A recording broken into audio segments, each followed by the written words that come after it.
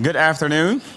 We will go ahead and get started for today. I will apologize in advance. I seem to have picked up a cough about 30 minutes ago that keeps coming back every 20 seconds. So hopefully I can make it through without a whole lot of coughing or choking from trying to keep the cough from coming up. Luckily today we're not talking about a controversial topic at all. So we should be able to get through today pretty easily. We talked last class period about wrongful convictions and the manner in which sometimes even though we have people who will go through our very lengthy criminal justice system process, we don't always get it right in terms of convicting the right person. Unfortunately, in some of those cases, as we talked about last week, in 20 cases in particular, where people have been exonerated via DNA science, they were on death row. And so today we want to talk about capital punishment. All right, capital punishment is by far probably one of the most highly debatable or contested issues within the realm of corrections or prison life or penology, followed only by the whole issue of private prisons versus state-run facilities and so forth. We want to talk today about some of the history of how we got to this point, some of the methods of execution that we currently use. Then I'll give you some statistics on who do we have on death row, who we've actually executed, what are the crimes that we've executed them for, what does it cost us? All right, there's a lot of information that I'll give you about the general issue of capital punishment. Capital punishment for us, we borrowed heavily from Britain. Britain had a huge influence on the use of capital punishment in this country when we were founded. When the European settlers actually came, they brought with them this practice. So this was something that was existing previously in Britain, and as America was being formulated, capital punishment was something that we adopted as well.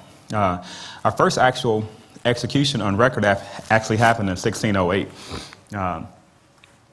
way before any of us were born, obviously. 1608, we had a gentleman by the name of George Kendall, who was executed for treason. He was believed to have been a spy for Spain. Laws regarding capital punishment, as they do currently from state to state, at that time they varied from colony to colony. So what could be an offense that would get someone executed in one colony may not in the next colony, and may not in a neighboring colony, much like we have some states in the U.S. that currently have capital punishment and some states that do not. For as long as we've had capital punishment, we've had efforts to abolish capital punishment. All right? As long as we've had it, we've had efforts to abolish it. Some of our first attempts, well, one of our first attempts was when, at least to restrict it, was when Thomas Jefferson introduced a bill that would revise Virginia's death penalty statutes, when he proposed that capital punishment only be used for murder and treason. And limited down to just those two offenses was quite radical, because at that point in time, you could almost be executed for about 200 different things. Everything short of burglary, treason. We had a long list of things that potentially execution was an option for. And so to restrict it down to just murder and treason was pretty radical at that time. Unfortunately, this particular bill was defeated. But we did have other efforts that came along with regards to changing or modifying or restricting heavily the use of capital punishment. One thing that we had that was a big change was in 1834, Pennsylvania actually became the first state to move executions behind closed walls. Executions used to be a very public spectacle. There were things that people got dressed up to come see. It was a social activity, a social event. And frequently it actually happened in the town square. So executions would be carried out in the town square. There's actually a lot of history behind the electric chair in Tennessee, for example. They called it Old Sparky. That's their given name, not mine. But Old Sparky was actually refurbished from wood from the gallows that were used when we actually hung people in the downtown square. So Old Sparky has a lot of history to it. In 1846, Michigan actually became the first state to abolish the death penalty for all crimes except for treason, which again is further placing additional restrictions on how and when we use it. Tennessee was significant in these early abolitionist efforts. In 1838, actually, Tennessee became the first state to actually enact discretionary death penalty statutes. Discretionary in the sense that in most of our early death penalty states, it was a predetermined given that if you were convicted of this crime, you would be killed, or you would be executed. All right. In 1838, Tennessee was the first state that actually enacted discretionary statutes, which meant that the prosecutor could decide if the death penalty would be sought. So So it wasn't a necessary predetermined given that capital punishment would be a foregone conclusion. Since then, we do know that in 1963, all mandatory capital punishment laws were abolished, but Tennessee was the first state to do that in 1838. Some additional abolitionist efforts, and some of this was needed in part because we went through a growth in capital punishment. For the first half of the 20th century, we actually had a change in capital punishment became more aggressively pursued. All right.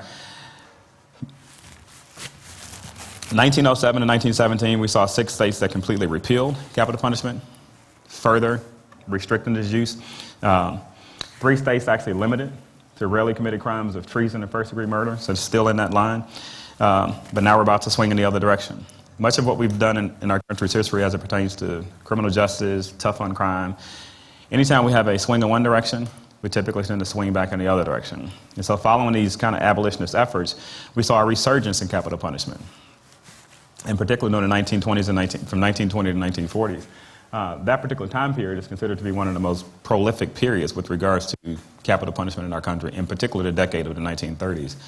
In the decade of the 1930s, for example, we actually averaged about 167 executions per year, which was is a very alarming rate even by today's standards. All right, that's a very high number. During this time, we were obviously suffering through the Prohibition and Great Depression. We also had criminologists who came along and basically proposed that capital punishment was necessary for our social system. It was necessary because we had to have something to basically scare or deter people from committing crimes. The 1930s, as I mentioned, was the most prolific decade in which every year of the 1930s we actually averaged about 167 executions per year, which is a lot. All right, we don't average anywhere near that number, even by today's standards. So what we did, again, we went through this restricting period, we went through this prolific use period, which meant that what was coming next was another restriction period. And so we started to see challenges to capital punishment. Most of this started happening around the 1960s, again, well before any of you were born. We started seeing challenges being brought to capital punishment. The 1960s is when we saw the fundamental legality of the death penalty start to be questioned, in particular with some court cases that started happening. And a big part of this was that prior to 1960, the Supreme Court kind of maintained a hands-off approach to running prisons, meaning that they didn't get involved in running prisons. They basically let states run their own prison systems. In the 1960s, when we started having a lot of highly educated and radical folks who had been part of the civil rights movement and other movements being incarcerated, they started couching their arguments in language and in terms that the U.S. Supreme Court had to respond to. When the challenges are being posed in terms of my constitutional rights being violated or being not upheld, then the Supreme Court got involved, and we call that the hands-on period, in which the Supreme Court actually got involved in prisons. Before the 5th, 8th, and 14th Amendments, before then, rather, the 5th, 8th, and 14th Amendments had largely been interpreted as permitting capital punishment. All right. However, in the early 1960s, we started to see questions about the cruel and unusual punishment aspect of it, as well as the overall constitutionality of it under the 8th Amendment. In the 1960s, the Supreme Court is when we actually started fine-tuning the way in which capital punishment was administered. And we saw some major court cases come out in the 1970s that still have a huge impact on how capital punishment plays out today. All right? In particular, one court case, the Gregg decision, which happened in 1976, a lot of people talk about how long it takes people today from the time someone is actually given the death sentence to when it's actually carried out. That largely goes back to a court case that was decided in 1976. Because of the processes that was put in place then, we have to have this lengthy appeals process. With the challenges that came about in the 60s, the Supreme Court actually subsequently ended up suspending the death penalty. And I'll give you some of the cases that led to that. In 1972, there was a court case called Furman v. Georgia. This was a very significant court case because this was the court case in which the court essentially held that Georgia's death penalty statute was unconstitutional.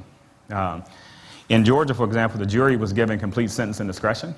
Complete sentence and discretion in the sense that they could decide innocence or guilt, life or death, all in one fell swoop. Okay? And that doesn't happen today, for example. All right, if you've ever seen one or watched it, well, television doesn't do justice to the actual process, but trials are what we consider today to be bifurcated. A bifurcated trial means that there's two processes. There's one trial to determine if you're innocent or guilty. Then there's a second trial to determine life or death, which again is why capital punishment cases tend to take a little bit longer. The court held that basically the way in which Georgia was carrying out capital punishment did fit the definition of cruel and unusual punishment. And thus, on June 29th of 1972, the Supreme Court basically struck down Georgia statutes. And one thing you learn about state government is that we're copycats, meaning that Georgia statute likely looks exactly like everybody else's statute, which meant that effectively everybody in the country was taken off death row. And so in June 1972, 629 people had their sentences basically commuted because they were taken off of death row. And this is a temporary thing because, again, obviously a lot of folk weren't happy about that, so we went back to the drawing board and started rehashing our codes to fit the legal definitions that would cut the mustard when they came back up to the Supreme Court. There were 40 states at that time that had capital punishment statutes that were essentially no longer valid. And so at the time when the Supreme Court made that decision in 1972, there were 40 states that had their death penalty statutes wiped off the books. And so everybody had to go back to the drawing board.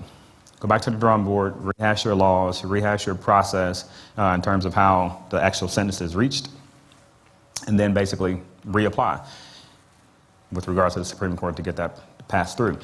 In reinstating the death penalty, one key thing is that the deferment decision did not rule necessarily that the act of capital punishment itself was unconstitutional. It ruled that the process was unconstitutional, the process and how the decision was reached, which opened the door for folks to go back and revise their process. They didn't say the mere act of the state killing someone is unconstitutional. They said the process by which Georgia allows this decision to be reached is unconstitutional. And so every state essentially went back and began proposing new statutes. All right? These new statutes were designed to remove some of the arbitrary nature in how we reach these decisions. Okay? In the court case that came, and Georgia's very pivotal in a lot of the capital punishment issues, but the next court case that came up to kind of see, hey, does this work? Is this sufficient with regards to our revisions to our capital punishment statutes was Gregg versus Georgia. Gregg versus Georgia was decided in 1976, which is the year that I was born. I know most of you thought I was a lot older, right? I was born in 76. 1976, the Gregg v. Georgia decision. In this particular decision, it was held that the death penalty statutes, and it was a class action case in the sense that it represented Florida, Georgia, and Texas. But essentially, the Supreme Court ruled that the revisions in the policies, in the process, or the statutes, and how we get to capital punishment was okay. That it was constitutional at that point in time. And so effectively, capital punishment was reinstated because, again, once those three got something to cut the mustard, everybody else has basically copied their laws, insert new state name here, and we're good, right? Did the Supreme Court, did the justices change during that period, or the same group of justices? It was pretty much the same group of justices. We didn't have a lot of movement during that time. Excuse me. The court also reiterated with this decision that the death penalty itself is in fact constitutional. They said that on multiple occasions. All right, so I think the question of whether or not the U.S. Supreme Court will ever come down and say capital punishment as a practice is unconstitutional. We've gone on records in case after case of saying it's okay. So from a legal precedent standpoint, we've gone on, and the way precedence tends to operate, what was said in the past tends to set the tone for what will happen in the future. And based on a litany of cases, the odds of capital punishment as an overall act being deemed unconstitutional is unlikely. In reinstating the death penalty, in this new era, in order for your capital punishment statutes to cut the mustard, there were 4 things that had to basically happen, or 4 different components of your revised statutes that needed to be in place. One of those was there had to be sentencing guidelines to help a judge as well as the jury. The guidelines had to permit for a calculation of aggravating circumstances, a calculation of mitigating circumstances. For example, with regards to aggravating circumstances, in Tennessee, we have a list of characteristics. All right, there's a list of characteristics that the prosecutors, presumably, when they're evaluating a homicide case, they go down this list of characteristics. And if they check a certain number of boxes in terms of this crime fit so many number of these characteristics, this is a death penalty eligible case. this case I can, in theory, file for execution in this particular case. I've seen that list because, again, I'm working on a project for the Federal Public Defender's Office with regards to representing people who are going through appeals. And so in looking through the transcripts of all these different cases where you see, one of the box may ask, for example, was the victim an elderly person? Was the victim pregnant? Was the victim law enforcement? Was there any other particular heinous natures of the crime? And so they go down this list, and as they check a certain number of boxes, that's what classifies. And that's quote-unquote sentencing guidelines. That takes it to where it's more than just a prosecutor saying, this sounds like a death penalty case. It's a prosecutor going by some type of a grid or some type of a structure that helps them get to that decision, okay? And those would be the aggravating circumstances. The mitigating circumstances are things that the jury or the judge in the second phase of the process have to hear. Meaning that when you have character witnesses or people who may testify after this person's been found guilty, we have a whole new trial where people will come and talk about, this person, how they grew up, what they may have been exposed to as a child, their parent situation. All these are things that are deemed to try and explain away, even their mental capacities. We're trying to say that these are mitigating circumstances that basically somehow reduce their culpability in the act that they've been accused of or found guilty of at this phase. In addition, we have to have bifurcated trials. And with bifurcated trials, what we're basically saying is that there's two trials that have to happen. The first trial is simply to determine are you innocent or guilty. After that, then in most states, we actually convene a second jury to determine if you will live or die. And in the second jury is where people will be called to testify on your behalf, saying, again, wonderful things about you and why the state should spare your life. Much like at the same time, you'll have victim impact statements that will be read by the family of the victims who will come and read and express kind of their desires as it pertains to this particular case. And this is the one that adds the length of time. Number 3 is what adds the length of time. So when we talk about, and one of the slides I'll show you is the average length of time between when someone is actually given the death penalty and when it's actually carried out. And you'll see that amount of time has been increasing across time. But this is the reason why. We have this automatic appellate review system put in place. With this system, as a defendant in a capital punishment case, even if you sat there and was mute the entire trial and said absolutely nothing, and you were found guilty, you were given the death sentence, there's a team of lawyers that automatically go to work on your behalf. At the state level and at the federal level, filing appeals. You don't have to say anything, you don't have to request it, it automatically happens, all right? And so what happens is, when we pick up all of these different appeals at the state level, at the federal level, and they're going through your case heavily. And the process, if you can imagine, I didn't go through kind of the court structure, but we may have roughly 12 to 15 different levels of court in our judicial system. So in these 12 to 15 different levels of court, what happens is you got convicted in state court. It went up to the appellate court. It could go up 9, 10 levels. You get up to level 10, and that judge decides we're going to kick it all the way back down here. It may have taken your case 12 years to reach that point. And then it finally got to that point, and then that person decided there is sufficient cause for a new trial.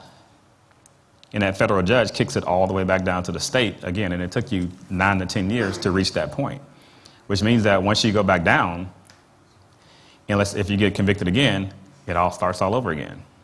So there's some individuals at Riverbend that'll tell you they've come within 72 hours of death on 2 or 3 different occasions. Meaning that at Riverbend, for example, when you're in that 72-hour window, they take you to the room, not directly into the room, but they take you into the general vicinity where your execution will happen. And there's several folks who've reached that point 2 or 3 different times to get there and then be in the 12th hour be told you've been issued a stay, which means that some level of appeal has taken your case and believes that there may be sufficient grounds to delay this, and so we kick it back down. All right? Or you win a new trial and you get found guilty a second time, and you get the death penalty imposed a second time, and the appeals start all over again as well. So all of that is what adds time, because depending on what level you reach, your case has to basically be able to make it from level 1, which is in the state system, all the way clean, all the way through, typically to the state Supreme Court. The U.S. Supreme Court, it has to be something very egregious for them to get involved with regards to picking it up, and usually it'll float around in that region, and once a federal judge says there's no sufficient issues, that's when you get a date. That's when you get a date issued, and that's when then you have an actual clock. The last one, which was sort of put in place to kind of make sure that we're eliminating disparities in this proportional review, which is from time to time we're supposed to help to basically study and look at the patterns that we have, because patterns and statistics can tell us when we're not necessarily imposing things in an equitable fashion. All right, and I will tell you that while they put this one in, it has been extremely difficult to get any type of legal reprieve based on it. North Carolina is actually the only state that was actually able to do something using kind of a proportionality review study.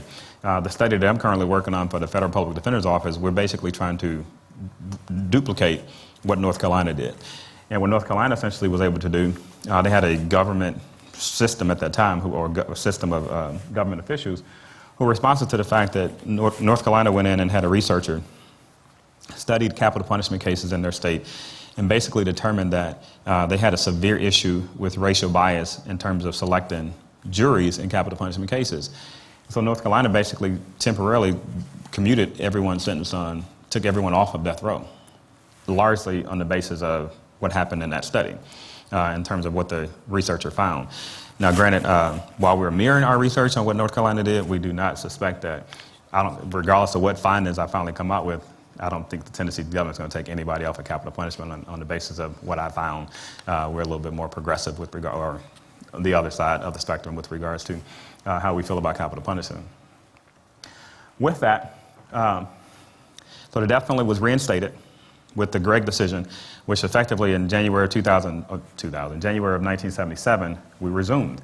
So we had, if you ever look at capital punishment statistics or trends, you'll see that there's always going to be a nice little point in the graph where the numbers go up, and then plateau, and then drop for about a 5-year window. And that 5-year window is that window between the Furman decision and the Gregg decision. During that time period, we were on a national moratorium. And under this national moratorium, the Supreme Court basically, nobody could execute anybody until we figured out a better way to do it in terms of the process. Today, anybody know how many states actually have capital punishment statutes today? Somebody said 55? No, just joking. 31, who said that? Was that a guess? My daughter is a paralegal. She was telling me. Okay, well, you can let her know you were listening when she was talking to you, yes. There are 31 states with the death penalty currently on the books. We have had some recent actions with regards to some states choosing to do away with capital punishment.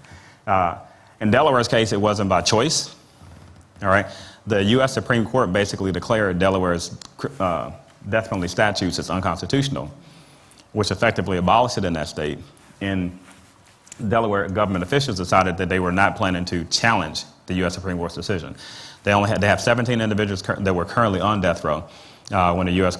Supreme Court basically deemed their death penalty practice and procedures unconstitutional, and they have decided that they will not challenge that decision, which basically means that they've taken themselves off the list as a capital punishment state.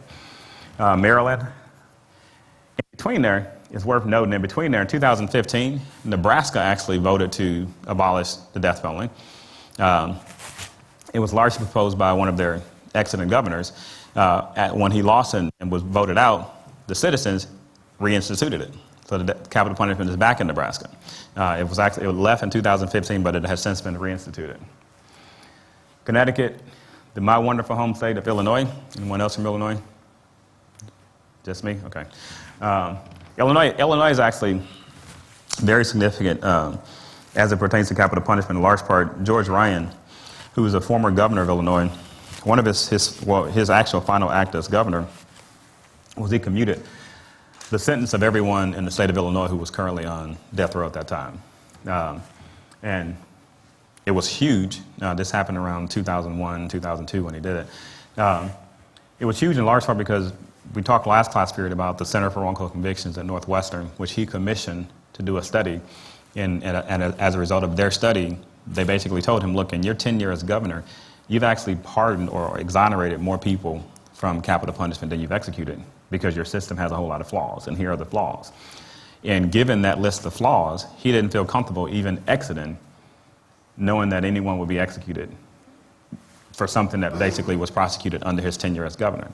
And so once he left office, that made a whole lot of people mad. They dug up a whole lot of political dirt on him, and he eventually ended up serving time in prison. Illinois actually attempted to reinstate the death penalty, and then subsequently in 2011 finally made the decision to take it back off the books. New Jersey is also another in our top 5 in terms of 5 most recent states to actually do away with it. Some states have been pondering dropping the death penalty in large part because of some of the legal issues that we've started to see with regards to lethal injection, in particular surrounding the drugs that are used in lethal injections. Most states typically, with lethal injections, use a 3-drug cocktail. And what happened was there were the pharmaceutical companies that produced most of these drugs were not U.S.-based companies and were largely not aware of what we were actually using the drugs for. And once they became aware of what we were using the drugs for, basically stopped selling them to us. And once they stopped selling them to us, we've had some very, I won't say clever, but some very shady states that have done some clever things to try and purchase drugs, including going out of the country and purchasing them almost as individual buyers, but on behalf of the state, to come back and carry out executions. But we've had, the trend has been towards a single drug cocktail, pentobarbital. 7 states, prior to even the recent controversy surrounding the 3-drug cocktail, there were some other states that had already kind of gradually been walking towards this single drug cocktail. Tennessee was actually one of those. Tennessee is one of those states that is moving towards this single drug cocktail. Some other, so that's kind of where we are currently with the death penalty in America in terms of some statistics on it. Some other key dates in terms of historical, then I'll give you some charts and figures and some more statistics on it. When we look at women and our ability to treat women equal under the eyes of the law, our very first execution of a female offender actually happened in 1632. So 1608 was the first execution period. 1632 was the first female execution. 1890 is when the first person was executed via electrocution, the electric chair. Has anyone ever seen the electric chair in Tennessee? They actually do, and I would encourage this, and I would facilitate this in any way that I can. River Bend Maximum Security Institution, Tennessee Prison for Women, and Lois DeBerry Special Needs Facility. Those 3 are local prisons that actually will allow tours to come in. They're restricted to Thursday mornings for the most part, but they are tours that you can take. And the River Bend tour is actually quite interesting because you get to see a lot of stuff that not a lot of people get exposed to. But electrocution, Tennessee is one of the few states that actually still does carry out the practice of electrocution. The electric chair or electrocution is largely a southern practice. If you look at, I believe we have 9 states that still use electrocution. They're all pretty much concentrated in the South. Cyanide gas was introduced in 1924. Strangely, the very first person we ever attempted to execute with cyanide gas, we waited until this person went to sleep and attempted to pump it into his cell and see if we could kill this person in his sleep. We don't do that anymore. We actually have gas chambers.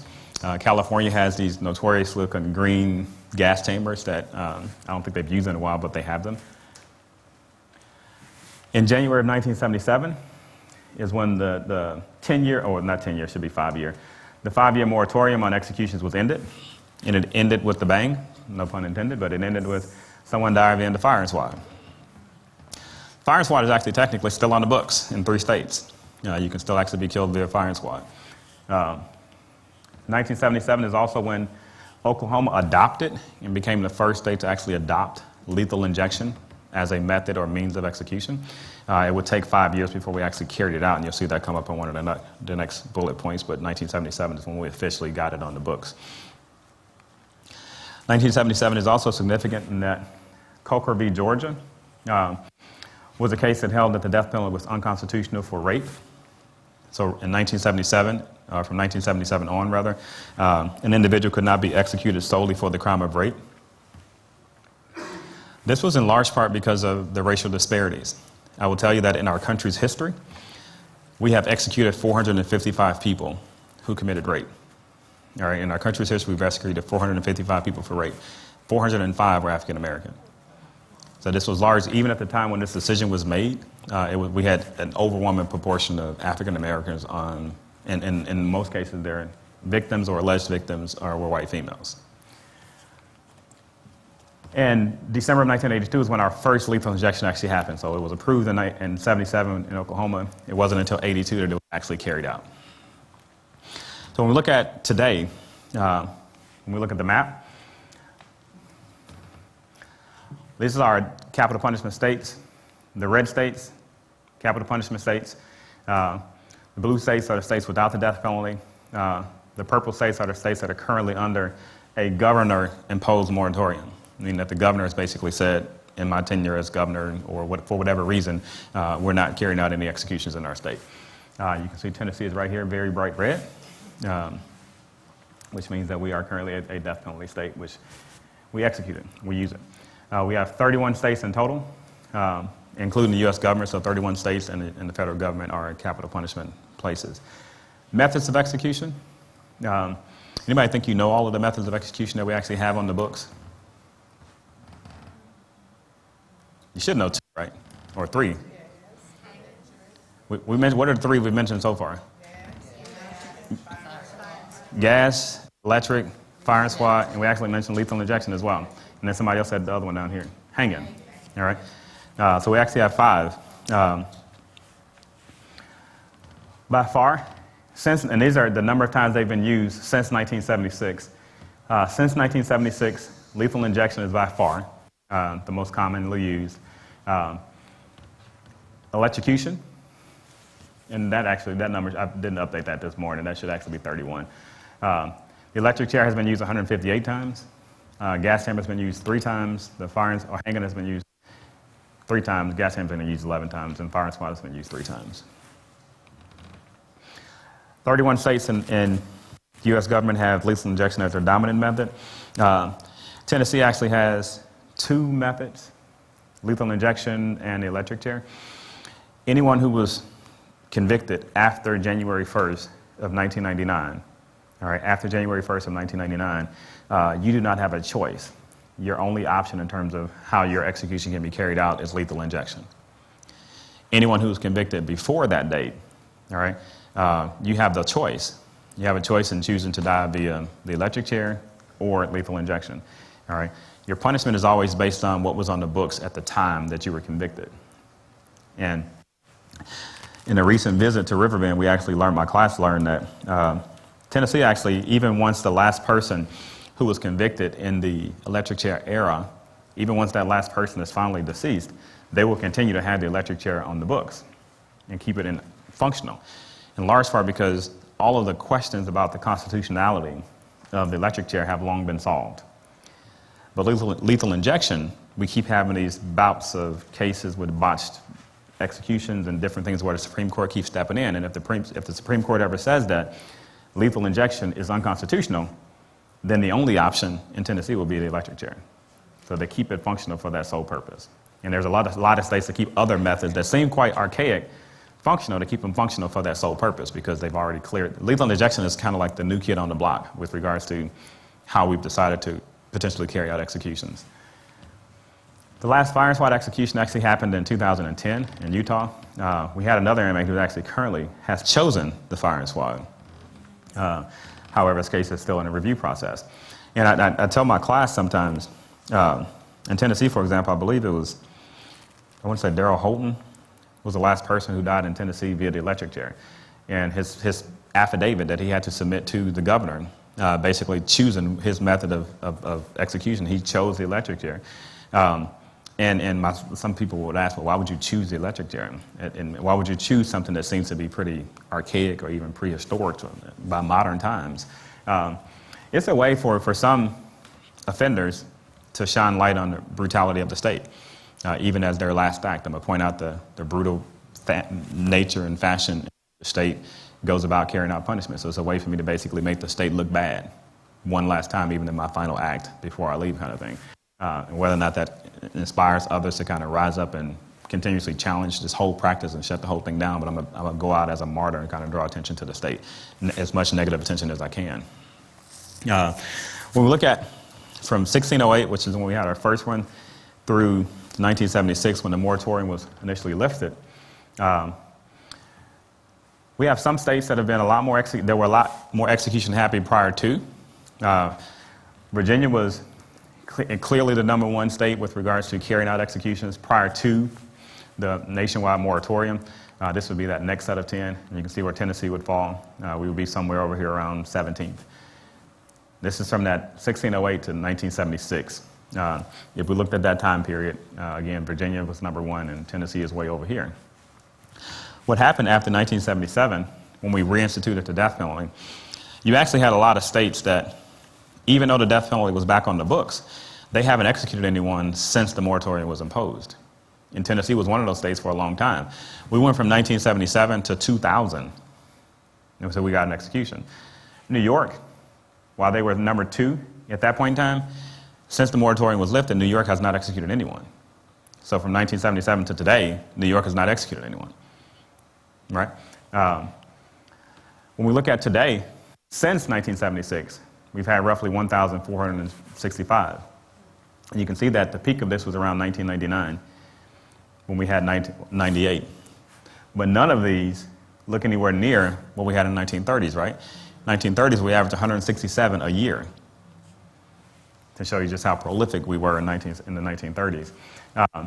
But the general trend has been that we're going down with regards to the number of executions that get carried out annually in our country. When we break these numbers down, this since 1976, and look at it in terms of, in comparison to the last slide that I showed you, which was pre-1976, who were the states that were leading. Post-1976, Texas got jealous and decided we can be better than you, Virginia. And so Texas has been the most prolific since 1976. You can see by far, since 1976, there's over 400 gap between Texas and the next closest state. All right. By far, Texas is the most progressive state that we have with regards to carrying out capital punishments. But what's the commonality among these states here for the most part? They're southern, largely southern states. Reads like a who's who of the SEC, right? And this is the other half of the SEC.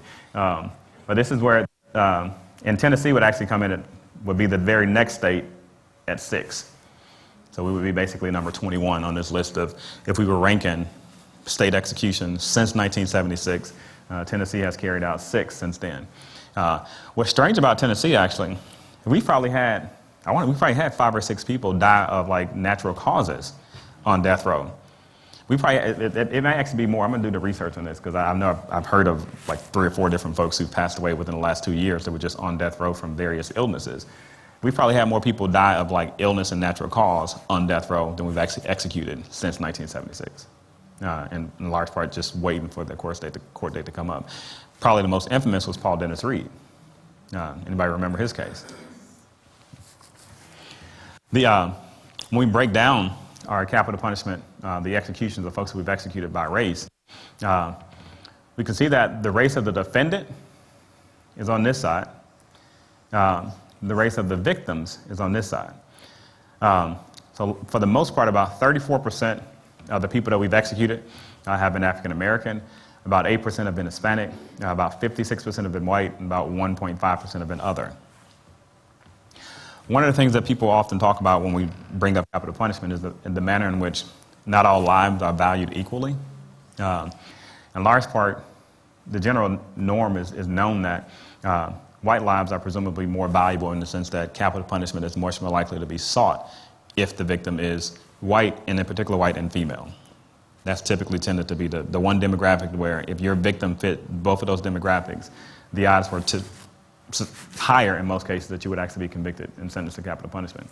But on the victim side, 76% of the victims in capital punishment cases were white, 15% were black, 7% Hispanic, and 2% other. When we break another breakdown of the racial nature of capital punishment, when we look at who we've executed by offense and then by race. By offense and by race, what we find is that in this particular time period, 1930 to 2010, this was a study that I took these numbers from. The study stopped in 2010. But what they looked at is and saw that overall, in our country's history, 4,568 people have been executed for homicide. When you break that number down, you can see how many of them were white, how many of them were black, how many of them were other. And rape, which is the second largest category, the number that I gave you earlier, that we've executed 455 people for rape, but 48 of them were white, 405 were black, and 2 of them were other. And so at the time when we had the Coker v. Georgia decision in 1977, this was one of the reasons for that. It was largely clearly not being applied fairly with regards to offenders who have been charged with sexual assault or rape cases. When we look at the total population of death row inmates, because we have seen some significant trends, although the graph is slightly starting to come down. But when we look at death row inmates across time, you can see that this is during the moratorium period. During the moratorium period, we didn't have a whole lot of people getting death penalties imposed, but it quickly shot up and was on a nice steady incline for a number of years. And we hover around 3,000 people annually on death row, which means that there's about 3,000 people annually that technically have a date or have been told that at some point in time the state or the U.S. government will in fact kill you. When we look at these numbers by state, what state do you think has the most people on death row? Texas would be a good guess, but unfortunately Texas, one of the things with Texas, and you'll understand why, some states put people on their death row and leave them there. Texas, that's not Texas' model. Texas model, we'll do 2 at a time if we got to. We'll do 2 at a time if we have to. So Texas they never have a chance to get a backlog, right? California is actually number 1. California has 744 people currently on their death row, and they haven't executed anybody in decades. But California has a huge backlog. Texas, you can see Texas is number 3 actually on this list. But these are kind of the top states, and you can see where Tennessee falls. I think that's about 11th or 12th. We currently have 62 individuals. Anybody know how many females we have on death row? Just 1, Crystal Pike. But these are the states that have, in terms of their death row populations, and again, and some of them is pretty small.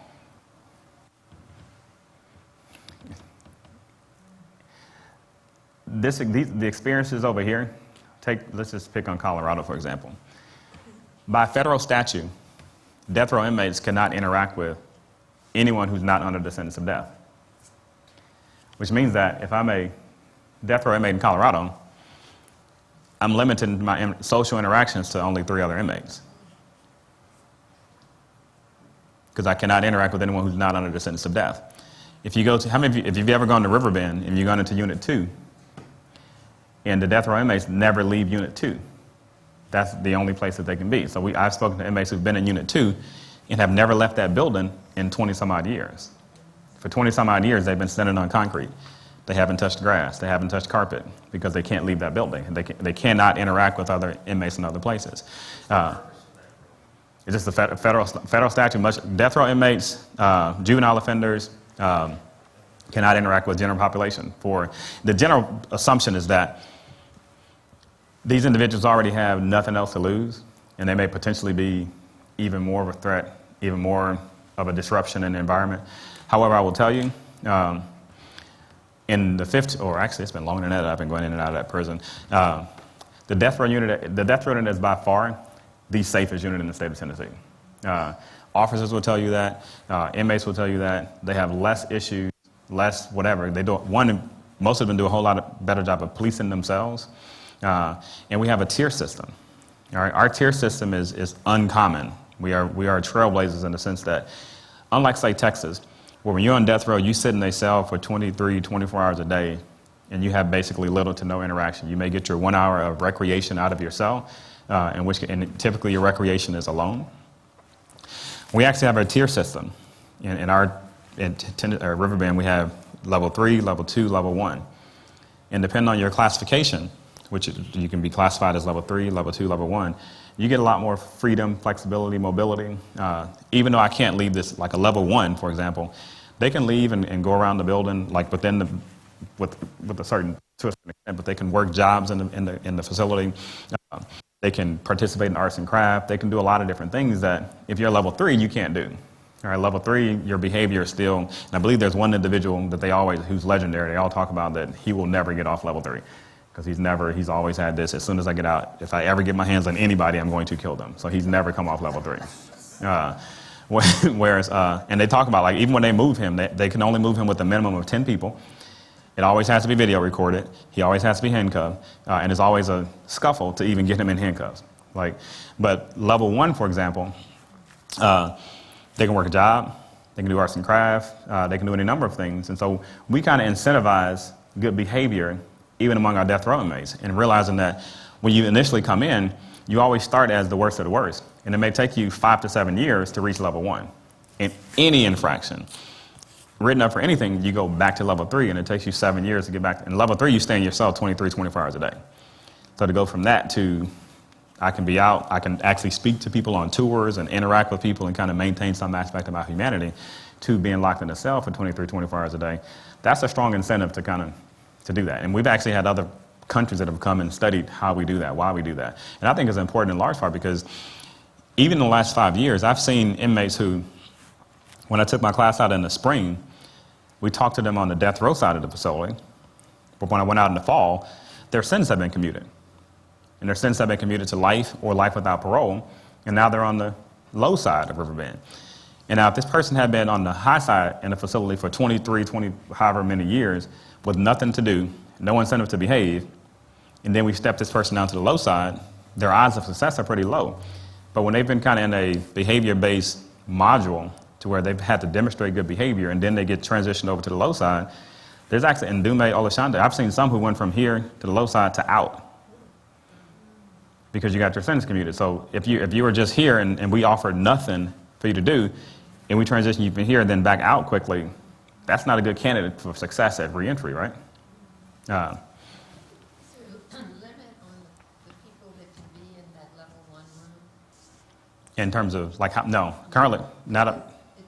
It's not huge. It's not huge, but what it is like, it just opens you up to more programs, more. It's not like there's a room that you're in, per se. You just get to work a job. You get to come out of your cell. You can do arts and crafts. They have common areas, and even as a level 1, for example, you may be able to congregate in groups of 4 to 6. So you get to actually be around other inmates, so you can sit down and play dominoes. You can sit down and do something to keep your social skills up to par, kind of thing. So. Excuse me, when our group visited Riverbend, and we were in that big room and talked to, there were maybe 20 people in there, but I didn't have a sense of people come and go. It was just that number of people. Well, you in when you first come into Unit 2, there's the visiting room. Then you get back into like the Times Square is what I call it, where you can go into the pods on this side, pods. There's pods all around. They do have, like, when you go into the pods, it's a very open space in the pods. And there's one pod that we have that's completely empty that they kind of use for programming space and things like that. But it is, even if we had all of them, I think there's still sufficient space for all 62 to be in there. At one point in time, actually, you go back probably 10, 15 years ago, we were up around 95 people on death row. And again, between people getting sentences commuted and all that, we've kind of come down to 62.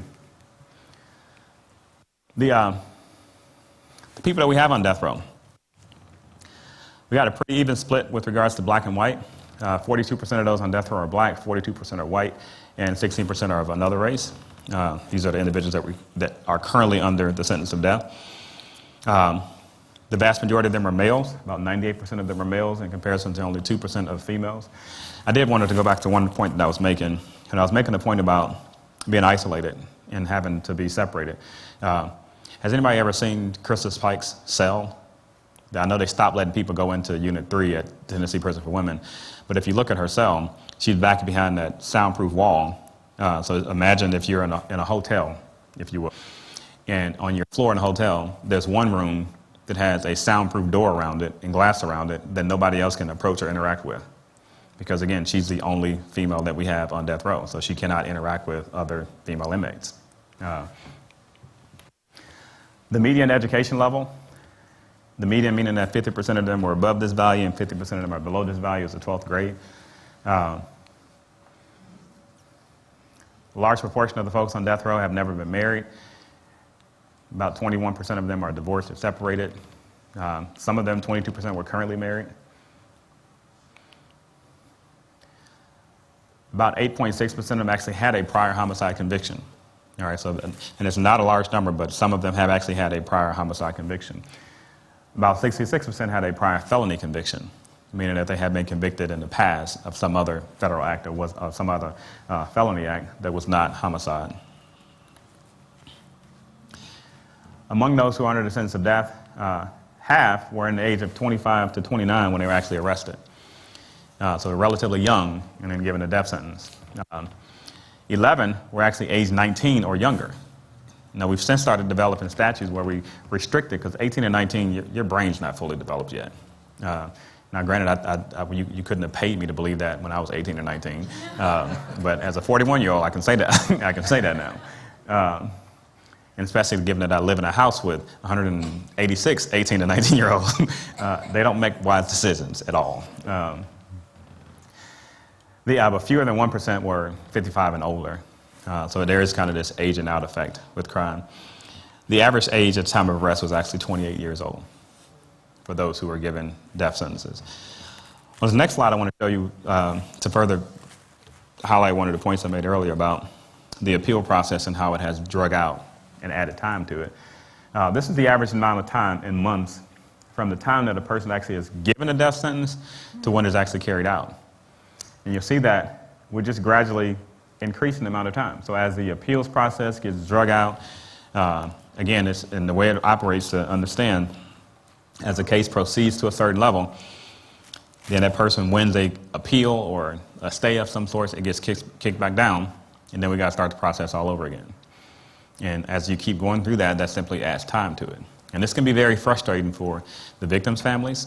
And this concept of swift and expedient justice doesn't necessarily always play out in large part because the appeal process drags it out. Part of the reason why we have this lengthy appeals process is to help to identify when we get it wrong. All right? If we had a system where someone committed a crime on Monday, we had their trial on Tuesday, we executed them on Wednesday, we'd have a whole lot of mistakes made, right? Because we'd go back and discover that procedurally some things were done wrong. And so we try to give ourselves sufficient time to make sure we have the right person. And to that point, we've actually exonerated some people. From 1977 to 1999, for example, these are folks that were exonerated from death row. And you can see we had a pretty large number, and we know that overall, of all these numbers, 20 of them were via DNA science. DNA science told us that this person was not the person that we did it, but even more than that, we had some folks that were exonerated because either other evidence in their case turned out to be not what the prosecutor initially thought it was, but we've had a nice number of folks who have been taken off of death row. And in some cases, taken off of death row and set free, or taken off of death row and had their sentences commuted or reduced to life without parole. It's actually a very common thing is for individuals who serve an amount of time on capital punishment, get some type of a reprieve, and shortly thereafter they're released. You might remember the other female who used to be on death row? Gail Owens. Gail Owens, Governor Bredesen, one of his final acts as governor was that he gave her a pardon. When he gave her a pardon, he basically he took her off death row and reduced her sentence to life in prison. At the time, when she was convicted, life in prison in Tennessee was 26 years. I believe she had already served 24, 25 years, and when he pardoned her sentence, or commuted her sentence, let me use the right term, commuted her sentence, with good behavior, you can flatten a 26-year sentence, I believe around 23 to 22 years, which meant that basically once he commuted her sentence, he basically gave her a get out of jail free card, which is why she's out today. So that's not uncommon because, again, life at that time was 26 years. Anybody know what life is today? 51 years. So it's a lot different to be convicted of life today versus life when she had that charge. Today, if you get a life sentence in Tennessee, I believe it's 51 years as opposed to the 26 that it was then. Mm-hmm. What is she doing now? Last hour, I think she was working at Thistle Farms, but she's been working with some advocacy work since she's been out.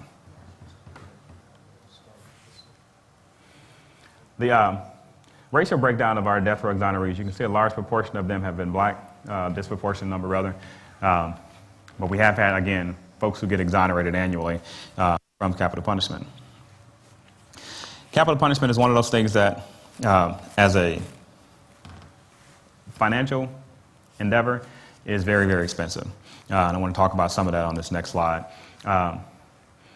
Tremendously expensive to carry out, in large part because of the appeal process. And I didn't fully understand it until I was contacted by an agency and asked to be a statistical expert as part of an appeal process, and given the parameters in which I could work. And I was like, so who pays this bill? Who pays this invoice that I send to you?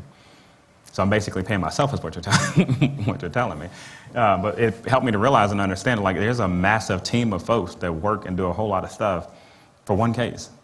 It's very expensive. California, for example, since 1978, the death California has totaled over $4 billion, is what they estimate. And they haven't actually, again, executed anybody. These are folks that just keep putting on death row, so they're basically just housing folk. Okay?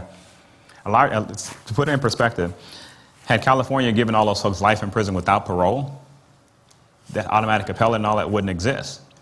Since they haven't executed anybody, which meant that I don't know if they ever will, but they would have accomplished the exact same thing that they've been doing with all those inmates that they were given a life without parole sentence, and it wouldn't have cost them nearly as much because they would just be regular inmates at that point in time. As you break that down, you see that a huge proportion of that is in pretrial and trial cost. This is the attorneys, the appellate attorneys, and all of these different folk who work at the different phases of the court process. The automatic appeals and habeas corpus petitions consume a large portion of that as well. The federal habeas corpus petitions consume a large part of it as well. Then you got to pay an additional $1 billion cost just to incarcerate these individuals. So you got to think about what this is actually costing you just to house them while they're going through all of this. Okay, so it's a pretty large bill. And consider Texas. One study estimates that each death penalty case in Texas costs taxpayers about $2.3 million. That's one estimate. This is about 3 times the cost of imprisoning someone in a single cell at the highest security level for 40 years. $2.3 million is about 3 times the cost of doing that. When we look at some of the cost numbers and for other reasons, we've had a waiver in public opinion, support, and approval for capital punishment. Currently, when we pose the question, when we give people the choice in terms of giving someone death or life without parole has been growing as an option of what the general public would push for. And as opposed to when you pose the question simply as, are you in favor of sentencing someone to death or executing someone for murder? I'll show you what those numbers look like. But even those numbers, when you give them the singularity question, have been on a steady decline across the last several years. But here you can see that we're almost 50-50 in terms of how people feel with regards to capital punishment versus life without the possibility of parole. When we look more specifically at, are you in favor of the death penalty for a person convicted of murder, we're at our lowest support since 1972. As a country, in nationwide opinion polls, all right, support for capital punishment has been on a steady decline. This top green line is those who are in favor. This bottom green line is those who oppose. You can see that we're starting to get to that point to where we're converging there, all right?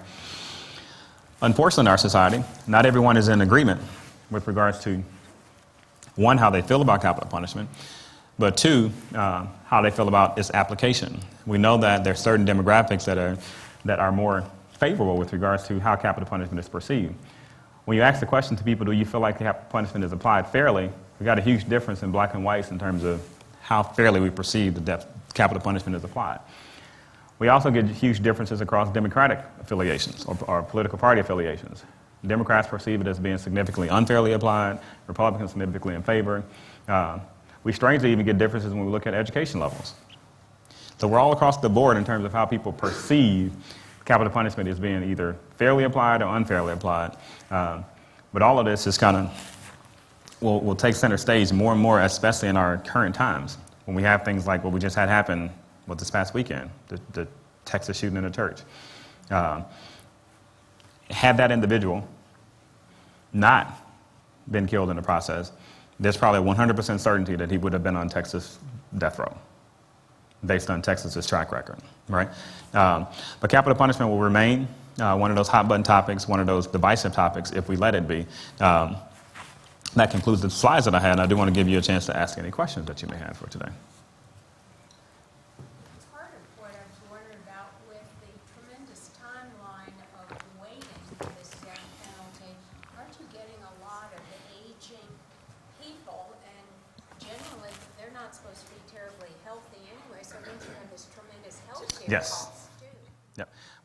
That's one of the things that adds to the cost of it, is that as people are becoming more and more, as they age, they get more and more sickly. One of the individuals that we actually took off of Tennessee's death row, I believe, developed MS while on death row, and it was costing us so much money. The state was like, we can just release him, and then we don't have to absorb that bill. That was kind of really what we did, essentially.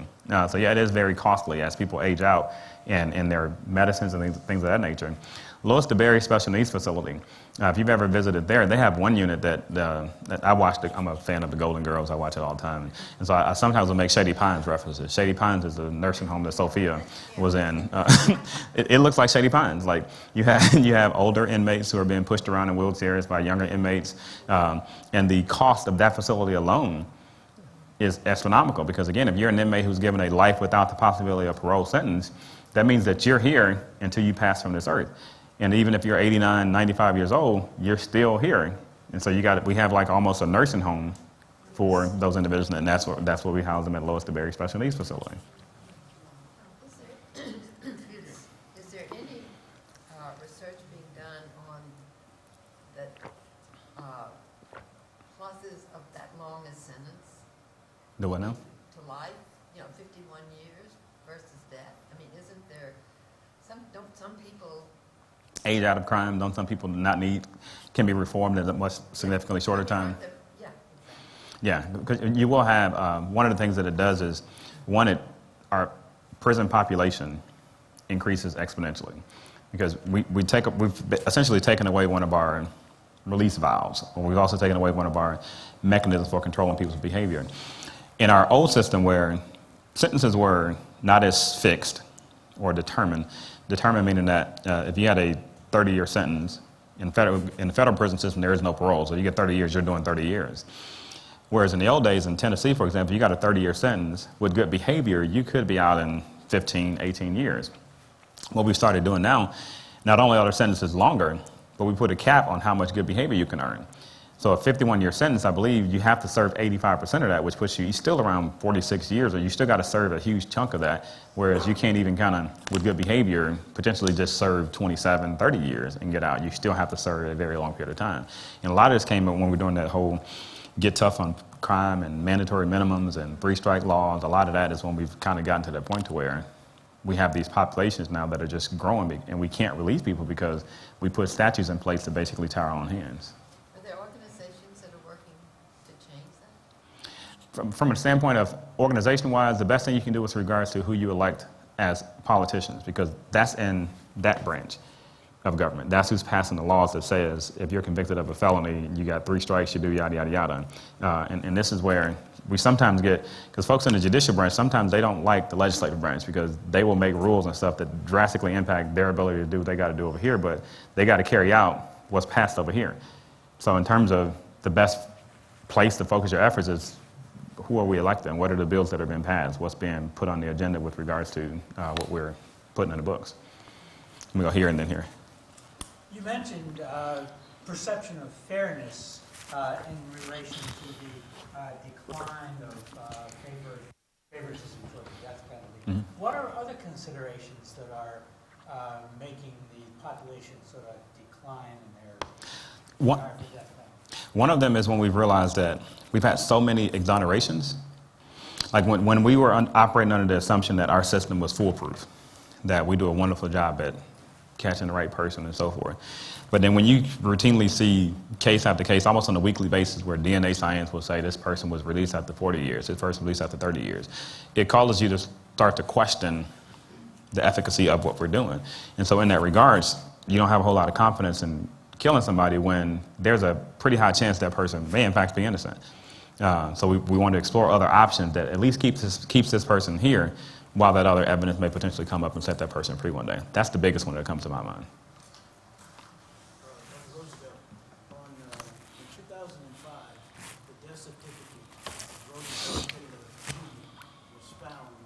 Montgomery, Alabama. And who's Roosevelt Taylor Jr.? My brother.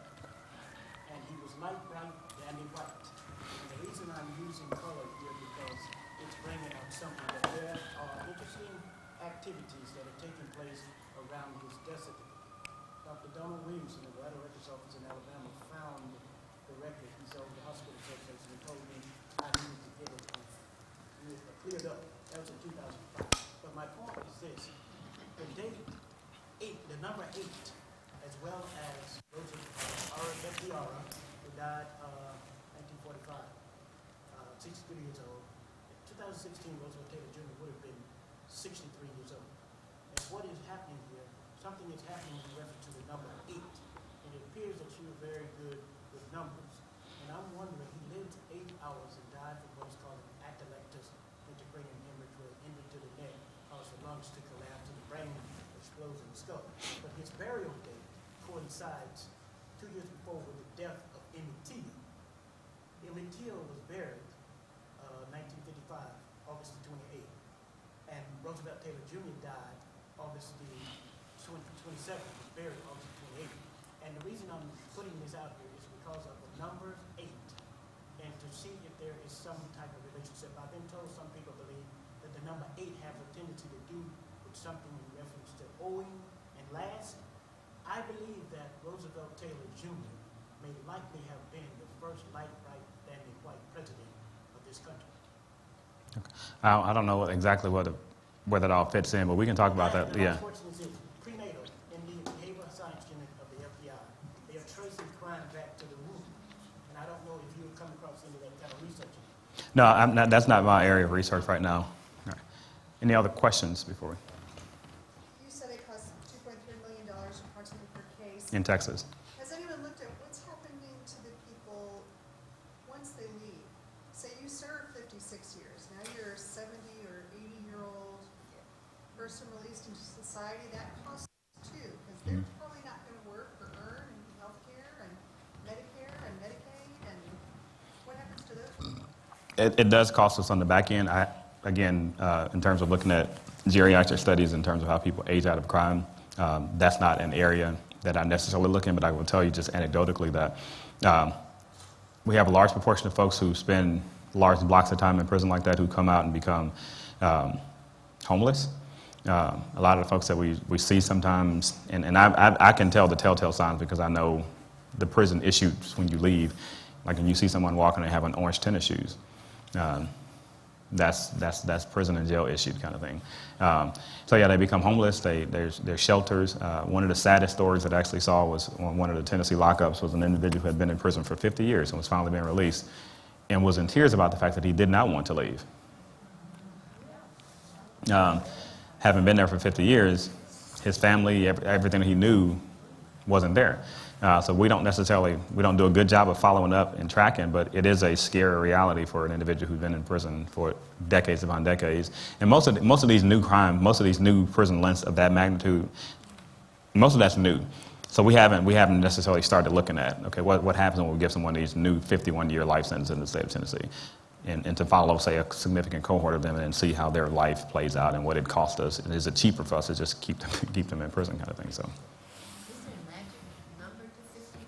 Why is that? I have no idea. It's just unbelievable. And it varies from state to state. Like Tennessee may be 51, another state may be 40, another state may be whatever. That's part of the powers of the legislative branch. You can set whatever you think is sufficient to, one, age a person out of crime, or two, send the message that deterrence is real in our state. So yeah, we wanted to pick a number because 26 years they didn't feel like was a strong enough deterrent, but 51, perhaps.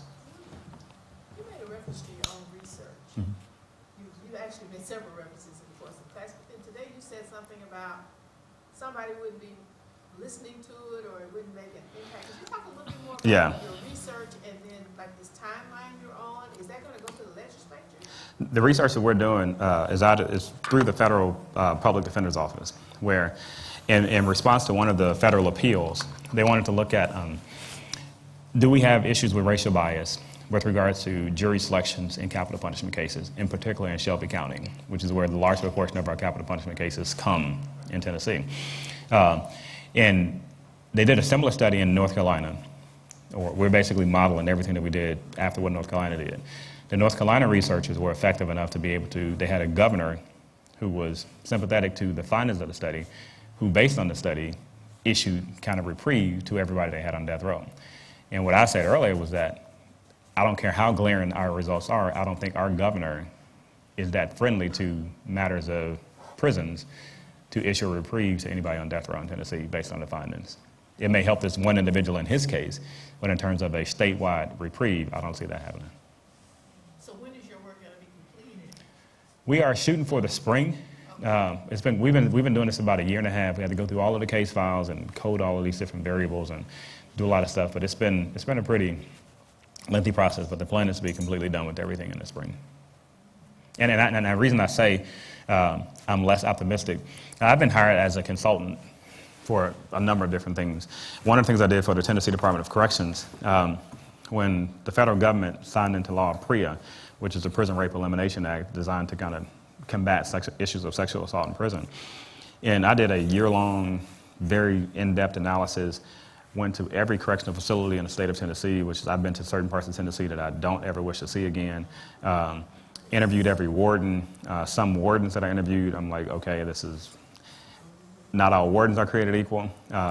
Interviewed correctional officers. So I at all these different places, did this very elaborate report. They paid me a very nice sum of money to do all this. And at the end of the day, it was a nice trophy piece for the Exonerating commissioner. In terms of actually, and what was weird about that was that, or what was not weird, but somewhat sad on the state's part, is that we were doing this ahead of, the federal act was in the process of being revised, and the federal government was planning to come out with a series of basically mandates in terms of you have to do this, you have to do that. We were about 3 years before that when I did this report. And what was interesting was that in that report, I made a list of about 29 recommendations to the state. Now, 2 of them they actually did. 2 of them I know they did because I get thank you letters from folks involved in those programs almost annually because they thought the program didn't work either, but it took an outside voice to say what we're doing is very ineffective. But so of this list of 29 recommendations, 2 of them they roughly did. About 15 of them, what I told the state, you need to do X, Y, and Z to better protect people against sexual assault in prison. 3 years later, when the federal government came out with their, you have to do this, 15 of them were on that list. So we would have been ahead of the curve had we actually done something versus saying we did it because we had this grant. We had to do a report as part of this grant, and we simply want to say we did it versus we did it, and now we're actually going to use it to help guide policies and guide what we're planning to do kind of thing. So I think we're at time, so thank you guys. Next week is our last class.